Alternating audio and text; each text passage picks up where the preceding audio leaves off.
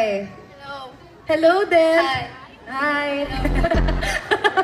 Hello, candidate number 8. You are actually at the middle. So, you are at the first half and you're also at the second half dahil number 8 ka nga. And usually, 8 is a symbol of infinity and prosperity. Naniniwala ka ba doon? Hindi ko alam, malaman na lang siguro yan. Siguro. Ano na lang pinapaniwalaan mo sa buhay? Trust the process na lang. Just the process na. Kinakabahan ka ba? 50-50 na. Aray ko. Parang delikado na yun. 50-50. Bakit naman 50-50? Sa'yo yung 50, sa akin yung 50. May flip to, si Raulo to. Tatapakin ko to. Ready ka ba tonight? Nag-prepare ka? No choice, ready. Para lang tayo magka-chat, no? Tagal mo nga mag-reply eh.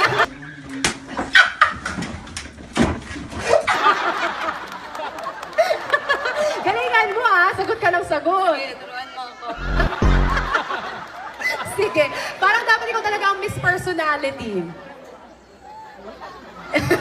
Nanalo ka na ba ng award tonight? Wala pa, baka mamaya pa. Love it, confident. Anong gusto mong palalulang award? Ano bigay mo sa akin? Kumain ka ba bago ang competition? Wala. Kaya pala. Di ba sabay tayo, walang kain? Kakain tayo mamaya. Anong paborito mong pagkain? Ano paborito mo? Bakit tayo nagde-date dito sa stage? Ano paborito mo? Ako, mahilig ako sa sinigang. Sige, ako din. Kung ano, baka kung ano pa masabi natin, please pick your question here. 90 seconds para makasagot.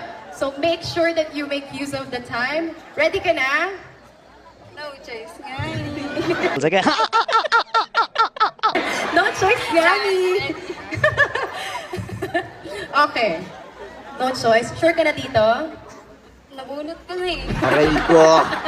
Pwede mong palitan. Gusto mo? Gusto mong palitan? Bakit ko?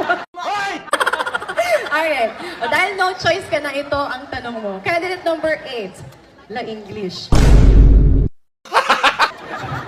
What responsibility comes with wearing the crown of bituin ng taytay?